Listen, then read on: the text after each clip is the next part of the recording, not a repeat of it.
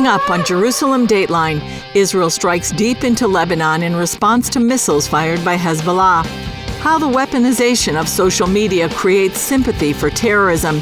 Plus, expressions of friendship between Israelis and Christians around the world, and how CBN partners are helping one daycare protect children from airstrikes. All this and more coming up on this edition of Jerusalem Dateline. Hello and welcome to this edition of Jerusalem Dateline. I'm Julie Stahl. Nearly 5 months into the war, fighting in the north is ramping up and Israeli troops are finding more tunnels in Gaza.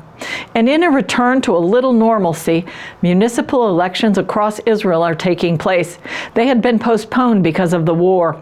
Today, Israelis will choose their city mayors and heads of local councils, which greatly affects daily life. President Biden says he hopes there will be a hostage deal by March 4th. An outline reportedly calls for the release of dozens of hostages held in Gaza in exchange for a 6-week pause in the fighting and the return of hundreds of Palestinian prisoners. My national security advisor tells me that we're close. We're close. It's not done yet. And my hope is by next Monday we'll have a ceasefire. Biden also says Israel is willing to suspend fighting during the Islamic holy month of Ramadan, which begins March 10th, if an agreement is reached.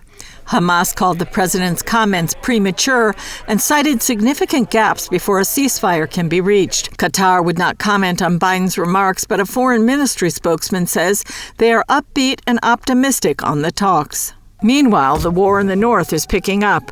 Hezbollah fired dozens of rockets into northern Israel on Tuesday morning. This after Israel struck unusually deep into Lebanon, around 60 miles in, on Monday, prompting Hezbollah to launch dozens of rockets at the Golan Heights and other targets. Defense Minister Yoav Gallant said Israel will increase its firepower against Hezbollah as the Iranian-backed group is struggling to find field commanders to replace those eliminated by Israel. We'll continue the fire, and we'll do so independently from the south until we achieve our goals. The goal is simple, to withdraw Hezbollah to where it should be, either via an agreement or we will do it by force. On Instagram, police spokesman Dean Elsden showed a home hit by a Hezbollah rocket in northern Israel. As you can see, now this family has got nothing to come back to. Why? Because Hezbollah, just like Hamas, is choosing to target our civilians. In Gaza, the IDF says it found a 6-mile-long tunnel connecting northern and southern Gaza, running beneath a hospital and a university. Throughout the entire war, we've witnessed Hamas using civilian infrastructure like hospitals, kindergartens, schools and more to dig tunnels and dispose of weapons, which we also found inside the Turkish hospital. Meanwhile, residents in more than 240 local authorities around Israel, including Jerusalem, are heading to the polls today to choose municipal leaders and councils. The elections, originally scheduled for October 31st, were postponed twice due to the war. Coming up, sorting through all the agendas coming at ya on the internet and the power of AI to create a false reality.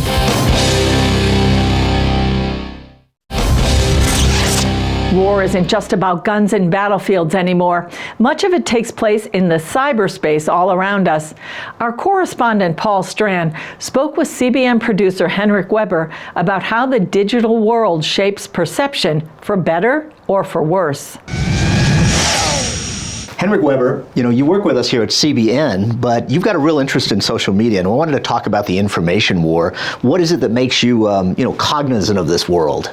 I really like technology, innovation, like the latest and greatest. I love tech, and so I always love to see what is new out there and how can it be used for God's glory, because there's so much stuff out there. I just love to observe and see what's out there. All right, well, here we've got this war going on in Gaza, and it feels to me like the internet and all that has really made war a little different, that there actually can be not just guys fighting on battlefields, but there's an information war that goes on to all the citizens involved.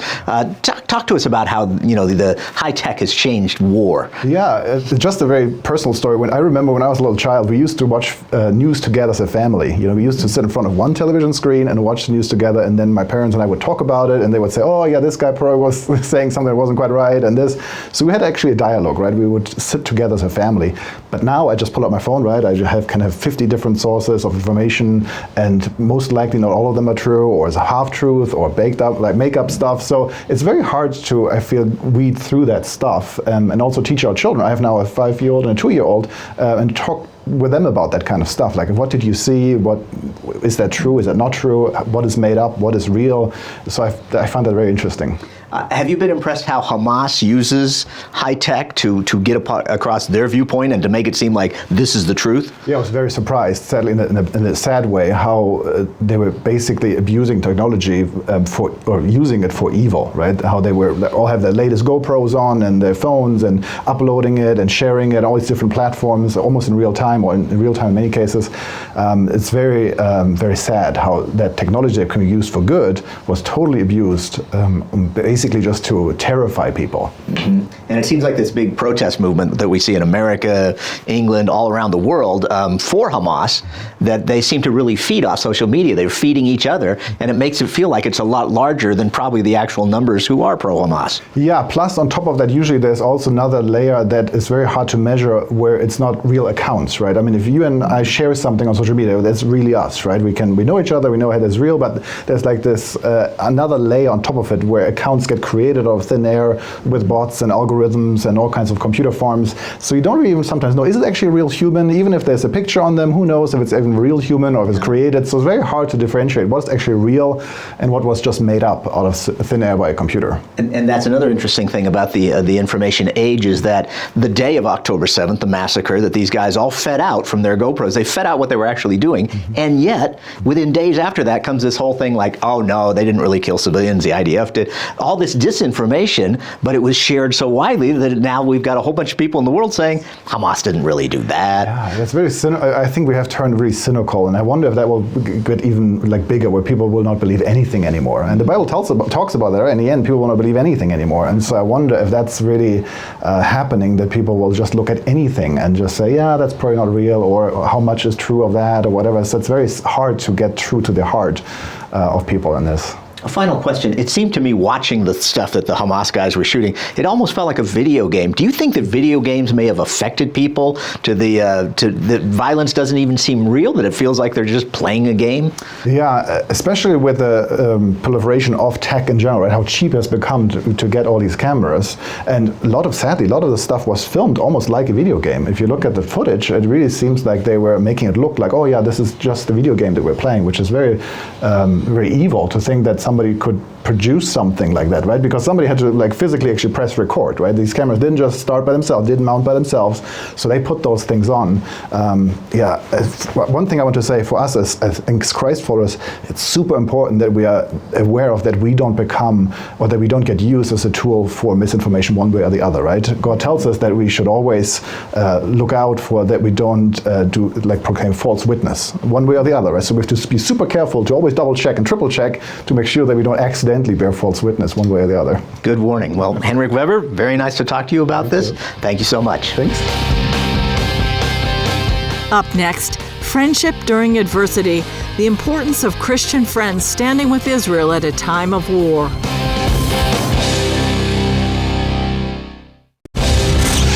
During wartime, support for soldiers, or the lack of it, can make or break an army's efforts. We had the honor of speaking in our studio with IDF officer Doron Kadar, who's led operations in Gaza for the last few months. For him, support from the Christian community is critical, and he's not seeing it. Doron Kadar, great to be with you again. October 7th was such a blow to Israel and the Jewish people around the world, the worst atrocity since the Holocaust. What kind of reaction have you seen from different people, or lack of reaction? I would summarize it like this. The first week, 2 weeks of the war, there was a ton of interest. A ton of people were looking at my posts and what I was putting out, what I could put out and share. And on the one hand, it felt like, wow, there's a lot of reaction, a lot of support. But then I noticed as time went by, and a lot of the people that I personally have been following for many years, who are either in the military background, like myself, special forces, what have you, people that you would assume they understand the enemy and the war that I'm engaging with, and I would expect to see a much larger support for sure from those people. Those people aside, then you have the crowd that are from the Christian world, which you think for sure the Christians are going to stand up. They're going to say something. They're going to defend us. They're going to tell the world that what's happening here is the worst trauma, the worst attack on the Jewish people since the Holocaust. And you guys have been exposing it, and you've been telling, and you've been doing your part. But other than small pockets, so to speak, it feels like the big majority of the Christian voice, silent. Most of the people who comment on anything that I post are individuals. They're saying, thank you for what you're telling us. We support you. We pray for you. And they are the ones who are literally supporting our fundraiser and what have you. But again, like I said, the big voices, where are they? The veteran community, where are you guys? I supported you when you were fighting in Iraq and Afghanistan. I was praying for you guys when you were operating. I don't feel the same love and support. Where is the here am I attitude? Esther, she did not have to lay her neck out on the line. She didn't have to, but she did. And she knew, just as she was told by Mordecai, if you don't do it, God's going to use somebody else. But that's what I've been feeling. And let me tell you, many of the Israelis are feeling it. Where are you guys? You said you're with us, but you're not. Well, I know there are many. Gordon Robertson, for one, on CBN, has been daily standing with the Jewish people. Bishop Robert Stearns, I think actually today, Jews and Christians are on Capitol Hill advocating for Israel. Yes. Franklin Graham just came here with donated 14 ambulances that were destroyed on October 7th. Yep. So there are many leaders that are speaking out, but Correct. Point well taken that there should be more, just like the warning that I think it was one of the pastors in Germany. You know, they came for certain people, but when they came for them, no one was there. But Exactly. So as you say, this is an important time. Yes. It's not just a battle for Israel, it's a battle for the Judeo-Christian civilization. Doron Kadar, thanks for joining us. Thank you, sir. In contrast to our last interview, some Christians are going the extra mile to show support for Israel right now. One organization is doubling down in their efforts. Their goal is to inspire a whole generation of future leaders. Take a look. Scott Phillips leads Passages, a Christian organization that connects students with Israel to deepen their faith and build bridges. It's so important to be in Israel right now because Christians are called for such a time as this to stand with Israel and the Jewish community worldwide. On this visit, Phillips felt compelled to speak out about the alarming rise in U.S. anti-Semitism. During the Holocaust, not enough Christians spoke up, and so it's important that we build a movement of young Christians in the United States of America who are rooted in their biblical faith, are leading with courage at home, and are standing with Israel and the Jewish people. The delegation met with Yami and Naomi Weiser, whose son, Staff Sergeant Rory Weiser, was killed on October 7th while saving 12 of his fellow soldiers on the Erez Crossing base.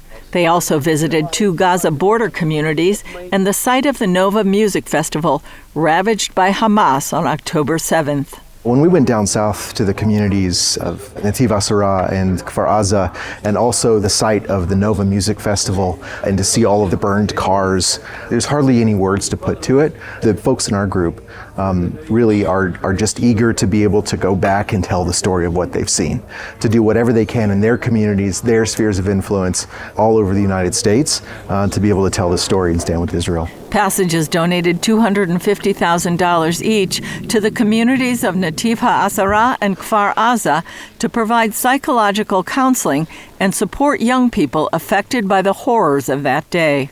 Our group, those who have come over here to Israel with us during this time, are taking a message back that this actually happened. October 7th, the horrible tragedies of that day actually did happen, and that they saw it with their own eyes. They're going to be able to take back a message of support for Israel and support for the Jewish community back at home. Phillips believes a spiritual blindness is causing people to deny the tragic events. Obviously, we've seen the destruction. We've heard the stories of these communities and these people who have lost friends and family. And so we have to stand for the truth. We have to call what is good, good, and what is evil, evil. And there's a real distinction now, and we have to stand firm on that. Still ahead, doing whatever it takes to help Jewish people make it home to Israel for good.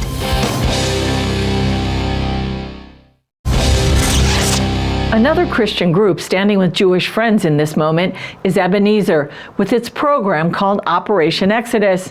Its goal, to help Jewish people anywhere in the world make Aliyah, immigrate, and come home to Israel. Johannes Bartel, welcome to Jerusalem Dateline. Thank you very much. It's great to be there. Now, you are in charge of an organization called Ebenezer.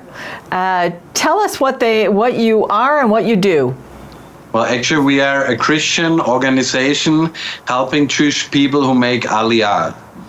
And Aliyah is immigrating to Israel. So if people want to return here, we try to encourage them and to help them with whatever we can. And what kind of assistance do you give? How do you help people? Well, it depends very much on the country, but in some countries where most Aliyah is happening, we have drivers and vehicles. So, for example, we bring them to the airport, or we help them with flight tickets to the airport where they depart, or we help them with cleaning up their apartments. So, all different kind of things. It depends very much on the circumstance and on the country. Tell us about what's happening with Aliyah right now. Are there more people wanting to come, more Jewish people wanting to come since October 7th, or since other things have been happening in Europe? How are things looking? We see a huge increase, especially in France, of people applying for Aliyah. I mean, that's, I think, 400% increase compared to the year before. And that are people who really say, no, this summer I want to come. So that's really a huge thing. But because the anti-Semitism is so great now, especially, I would say, in Europe, France, England, Germany also, but France and England. And of course, in America, it's also a very similar situation, yeah. So why is it important, other than anti-Semitism, for Jewish people to come back to the land? Well, we think it's just time God has predicted through the prophets that he will bring them home from all the nations, and we know it's times of fishers and hunters. That's the scripture we use very often, and now it seems more and more the time of hunters, which we encourage people to come when it's still easy possible without running away. But the war in Ukraine, people were hunted out of the country, and now with the anti-Semitism, that's not nice to live under this pressure, but that's what we just see, a fulfillment of biblical prophecy. Mm-hmm. Now, how can people be praying for the situation right now? Yes, well, I think what they should pray that the Jewish people really see that there are Christians who love them and support them, that they are not alone. That is also the reason why we are here now, and that we have to make a stand for Israel. And now you cannot be neutral on Israel. Johannes Bartel, thank you so much for joining us on Jerusalem Dateline. You're welcome. It was a privilege from my side. Thank you very much. All Israeli families have been hit hard by the war. Soon after October 7th, some working parents found themselves unable to go to their jobs because daycares were shut down. CBN Israel made the difference for one kindergarten that needed help before it could reopen. The Home Front Command said that kindergartens could reopen only if we had bomb shelters. Putting 2 bomb shelters in each daycare is a cost of hundreds of thousands of shekels. If I had waited until I had the right protection for the daycare, I don't think I'd be able to reopen. We are providing bomb shelters, and we have an opportunity here to actually help more than 100 families to be back to their normal lives, because the rockets that are flying from Gaza from like 60, 70, 80 kilometers are heavier and stronger than the ones that are going to the Gaza envelope, which is like 7 to 10 kilometers. So it's a whole different construction, much more expensive. And we had to make it custom made. Have a certain thickness of the walls, the ceiling has to have the filter, the AC, the electricity, the internet, all the requirements from the home front command. They have to all be in the standard, right? All the bomb shelters. As a mother of a soldier in Gaza, I needed this daycare. This was my comfort. This is what made me get out of bed in the morning and leave the house. Because in the mental state I was in, I just wanted to monitor the news all day. But I knew that there were many parents and staff that needed me. I started to think, what can I do? How can I return to the daycare with this big need? Because in the end, it's our home, and the children are used to it. When Alice said that there was something that she could do, I felt that for the first time in a long time, I was really able to see the light at the end of the tunnel. I was able to smile finally, even though my son was still in Gaza. This made me believe that at least something, a significant part of my life, would be resolved. Parents want to feel safe and want to know their kids are safe. The emotional burden of sirens and a war and the fear and everything, praise God and thanks CB and Israel for thinking about the kids here and the families here, and it's so important. I mean, I'm one of those parents. I could not come back to work until we had bomb shelters. At first, they delivered 2 amazing bomb shelters. The children were happy. They were able to return to their daycare where they are comfortable and things are familiar. This is also protection for the neighbors, because there are many houses here that do not have shelters. Kids and parents were so excited and grateful. They were really happy because the shelters made it possible for them to go back to work. Because some parents hadn't been able to work full time. I feel so safe now. I'm not afraid. I know that if something happens, my staff is taken care of. I also know that the parents are not stressed out. It gives me great confidence to know that I can open the daycare in the morning and everyone is protected here, both the kids and my staff. That's all for this edition of Jerusalem Dateline. Thanks for joining us. And please continue to pray for the peace of Jerusalem, the safety of IDF soldiers and all those caught in harm's way, and for the return of all the remaining hostages. And remember, the God who's watching over Israel and you and me neither slumbers nor sleeps. I'm Julie Stahl. We'll see you next time on Jerusalem Dateline.